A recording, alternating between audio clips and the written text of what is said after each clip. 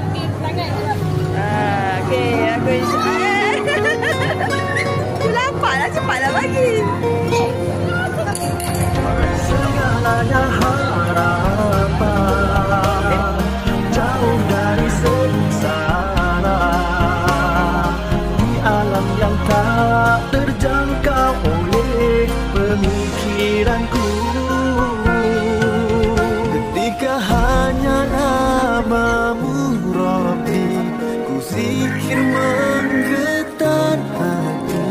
Tangisan ini sungguh mampu ia membasuh diri. Ketika kau angkatkan wajahku dengan janjimu yang penuh, pasti tiadalah yang lebih baik.